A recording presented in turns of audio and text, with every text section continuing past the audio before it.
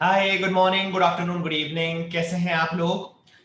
कुछ दिनों पहले आईसीएआई ने, institute of chartered accountants of India ने एक नोटिफिकेशन निकाला था जहां आईसीए ने बोला है कि अब हर वो बच्चा जो क्लास 12th के अंदर अभी एग्जाम दे रहा है, मतलब current class 12th board student जो है, वो अपने क्लास 12th बोर्ड के एग्जाम अपीयर होने के जस्ट बाद मई या जून के अंदर सीए फाउंडेशन का एग्जाम दे सकता है। इसका एक मैंने सेपरेट वीडियो पहले बनाया था और अपने चैनल पर शेयर किया था, जिसको आप देख सकते हैं डिटेल के अंदर। नाउ, जैसे ही वो नोटिफिकेशन आया था उसके बाद बच्चों के जहन के अंदर कुछ ना कुछ सवाल, कुछ इंपॉर्टेंट चीजें, कुछ डाउट्स मेरे पास पिछले 5 से 7 दिन के अंदर मेरे पास आ रही थी। इसके लिए मैंने आज एक वीडियो बनाया है, इसको मैंने नाम दिया है CA foundation FAQs frequently asked questions.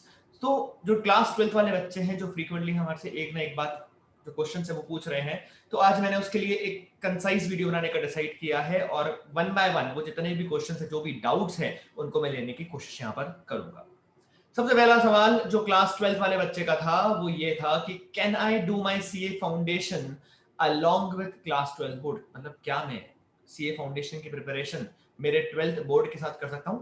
बिल्कुल कर सकते हैं, कोई घबराने वाली बात नहीं है। आप आराम से क्लास 12th बोर्ड के साथ में अपना सीए फाउंडेशन का प्रिपरेशन कर सकते हैं। देखिए, एक बात समझो, जो सीए फाउंडेशन का सिलेबस है वो काफी हद तक हमारे क्लास 11 12 के कॉमर्स के सिलेबस से मैच करता है।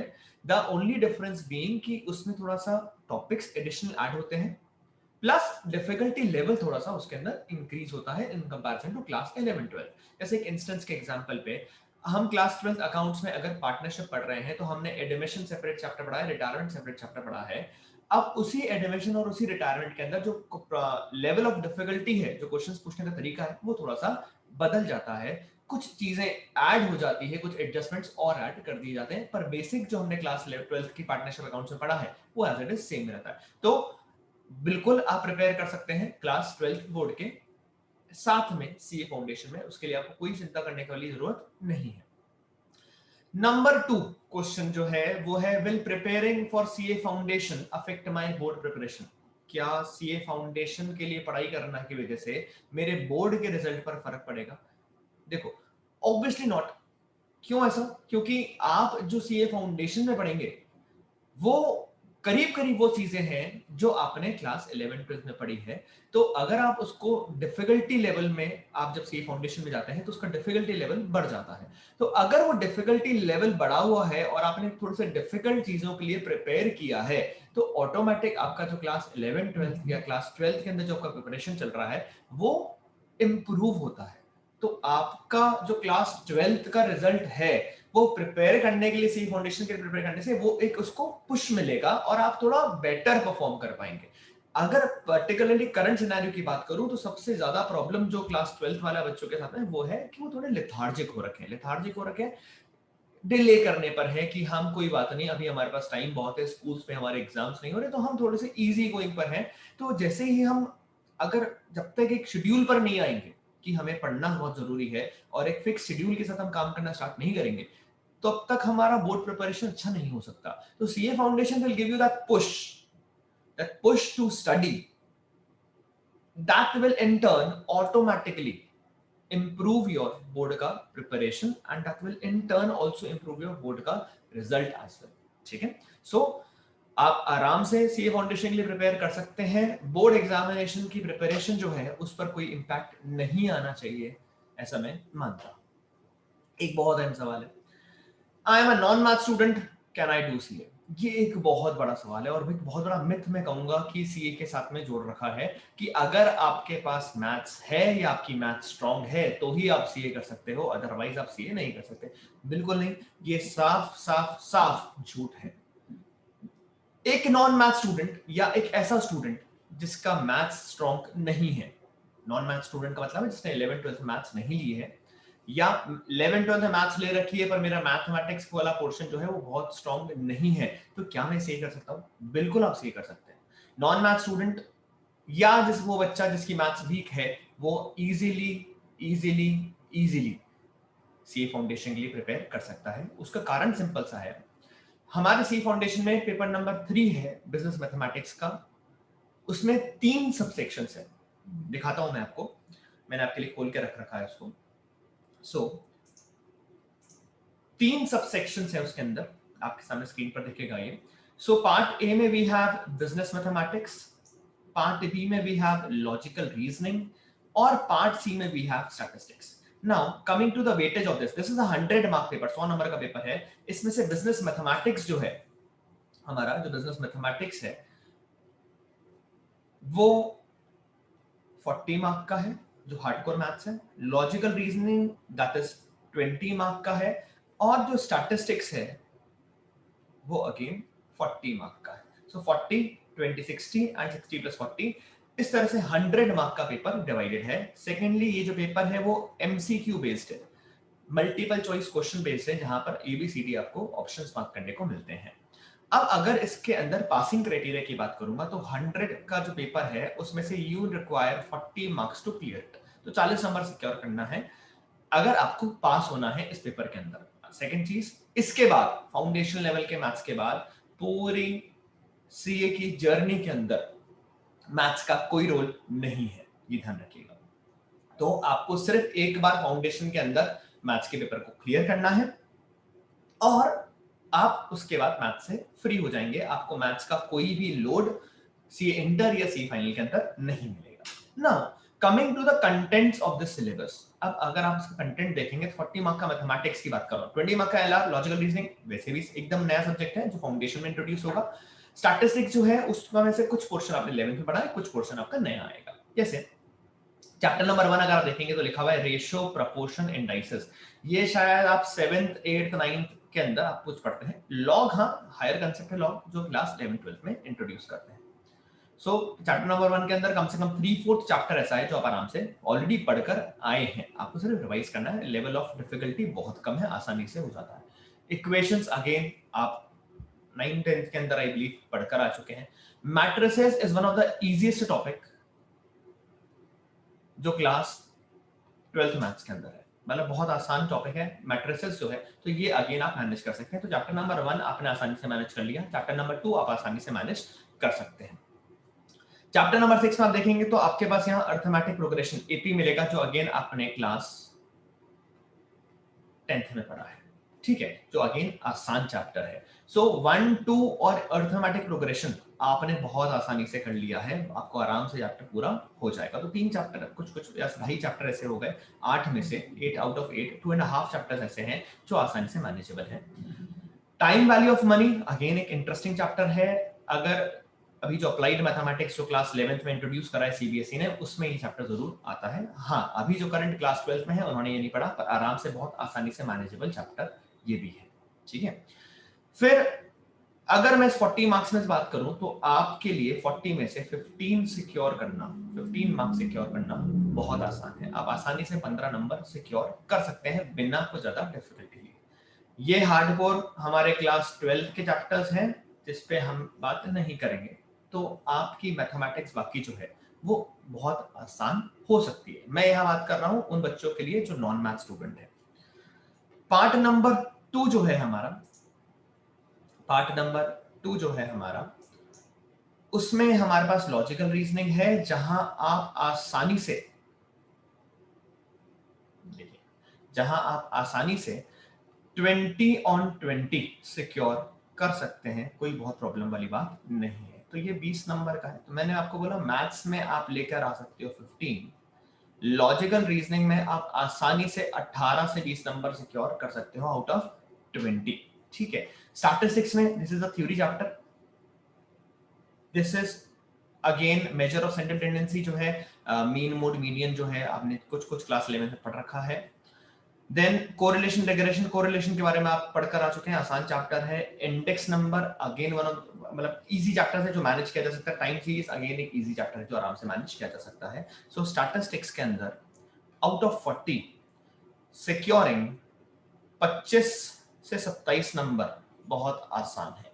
तो अगर आप इसका टोटल देखेंगे तो you will land up somewhere around 58 to 60 marks in a mathematics QA का पेपर, जो आप आसानी से सिक्योर कर सकते हैं। पास होने के लिए आपको 40 मार्क्स चाहिए थे, और मैं बोल रहा हूं कि 58 to 60 मार्क्स सिक्योर करना आसान है when it comes to your maths वाला पेपर। तो आपको यहाँ इंडिविजुअल मैथ्स में पास नहीं होना, आपके लिए एलआर और स्टैटिस्टिक्स साथ में होता है, जिसको आप इजीली मैनेज करते हुए कुछ कुछ इस तरह से सिक्योर आराम से मार्क्स कर सकते हैं। सो इस पेपर में, मैथ्स वाले पेपर के अंदर स्कोरिंग करना कोई बहुत डिफिकल्ट काम नहीं है। तो एक नॉन मैथ्स स्टूडेंट भी बहुत आसानी से, एक नॉन मैथ्स स्टूडेंट भी बहुत आसानी से प्रिपेयर कर सकता है। तो यस, ऑफ कोर्स एक नॉन मैथ स्टूडेंट सीए कर सकता है। ठीक है, एक अगेन जो क्वेश्चन बच्चों के अभी दिमाग में चल रहा है कि when should I be giving my exam, shall I be giving my exam in May 21 और shall I be giving exam in November 21। देखो एक बात समझो, समय की कीमत सबसे ज्यादा है हमारी जिंदगी के अंदर। तो हमारे जीवन में समय सबसे ज्यादा इंपॉर्टेंट है। Time holds the utmost importance in our life. We should not be wasting time. दो बातें करता हूं। पहला तो ये समझो कि आज से पहले, मतलब इससे पहले आपके जितने सीनियर्स थे उनके पास पहला एलिजिबल अटेम्प्ट ही नवंबर था, मतलब वो अपने 12th के बाद पहली बार एग्जाम ही नवंबर में दे सकते हो। तुम लोग भाग्यशाली हो, तुम लोग किस्मत वाले हो, जहां आईसीआई ने नोटिफिकेशन निकाला है और आपको 6 महीने अपने जीवन में सीए कोर्स के अंदर बचाने की बात कर रहा है। तो आपको मौका मिला है कि आप मार्च या अप्रैल, जब भी आपके बोर्ड एग्जामिनेशन होते हैं, उसके बाद मई या जून के अंदर आप अपना सीए फाउंडेशन का एग्जाम अपीयर कर सकते हो। जो आपके सीनियर जो थे वो नवंबर में कर सकते थे, आप उसको मई में ही कर सकते हो। दूसरी बात, तो मई 21 के अंदर अगर एग्जाम दे रहे हो तो आपका नवंबर 21 के कंपैरिजन में 6 महीने बचते हैं। अब इन 6 महीने की कीमत हमारे जीवन में कितनी हो सकती है, अगर मैं उसको मॉनेटरी टर्म्स में आपके लिए एक्सप्रेस करके लाऊं, तो देखो, गूगल करते हैं, मेरी बात पे तो विश्वास नहीं करना, गूगल करते हैं।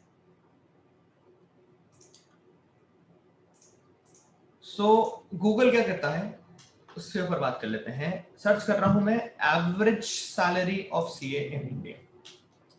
तो यहाँ गूगल ने बोला है कि अगर एक चार्टर्ड अकाउंटेंट है जो 5 साल से कम का एक्सपीरियंस है तो उसका average CA salary per annum 7 lakh रुपए। मैंने नहीं बोला, ये गूगल कह रहा है। आप भी अपने मोबाइल पर, लैपटॉप पर, कंप्यूटर पर उसको सर्च करके देख सकते हैं। और ये डेट बहुत पुरानी नहीं है, 6 अप्रैल का डेटा, मतलब इसी साल का डेटा ये बता रहे हैं लास्ट ईयर के हिसाब से। तो ये एवरेज है, हाईएस्ट कितनी भी जा सकती है, लोएस्ट भी इससे हो सकती है। एक एवरेज जो है, जो एक मीडियोकर एवरेज मीडियम स्टूडेंट को मिलना चाहिए, वो यहाँ पे लिखा है कि 7 लाख रुपए का पर एनम का सैलरी एक सीए जो है वो इंडिया के अंदर अर्न कर सकता है। तो अगर मैं आपसे बात करूं मई 21 की या नवंबर 21 की, तो यहाँ 6 महीने, मतलब अगर आप मई 21 की जगह नवंबर 21 की प्रिपरेशन की बात करते हैं, मतलब आप 6 महीना डिले करने की बात कर रहे हैं। तो अगर एक एवरेज सैलरी 7 लाख रुपए है, तो आप अपने लाइफ टाइम में 3.5 लाख रुपए का नुकसान की बात कर रहे हैं। सो मॉनेटरी टर्म्स में अगर आप सोचोगे तो you are costing yourself 3.5 lakhs, which is a very big amount, which is a very big amount, plus जो 6 महीने में आपका जो आगे चलकर लाइफ लॉन्ग के अंदर जो ग्रोथ इंसेंटिव्स है, वो एक अलग कैटेगरी में बात करेंगे। सेकेंडली, कुछ बच्चों को लगता है कि मैं 21 में दूंगा तो मैं प्रिपरेशन कैसे कर पाऊंगा। तो एक बात समझो, आपके साथ में और भी बाकी जो एग्जाम दे रहे हैं वो आपके साथ वाले ही बच्चे हैं जिन्होंने भी आपकी तरह प्रिपरेशन किया है, तो उनके पास भी उतना ही टाइम है जितना आपके पास है। सो नेचुरल है, जब आपके पास और उनके पास टाइम बराबर है, तो जितने चांसेस आपके क्लियर करने के हैं उतने ही चांसेस बाकी लोग के क्लियर भी करने के हैं। तो मई 21 एक अच्छा अपॉर्चुनिटी है एग्जाम देने के लिए, instead of deferring your exam to November 21। मई 21 में देने का एक 2-3 बेनिफिट और भी है। नंबर 1 बेनिफिट जो मैं बोलता हूं कि कुछ बच्चे कंफ्यूज होते हैं कि हमें क्लास 12th के बाद सीए करना चाहिए कि हमें क्लास 12th के बाद कॉलेज जाना चाहिए। So this is again a very good opportunity. मार्च अप्रैल में आपके जब भी एग्जाम होंगे, उसके बाद आप मई 21 में फाउंडेशन दे दो।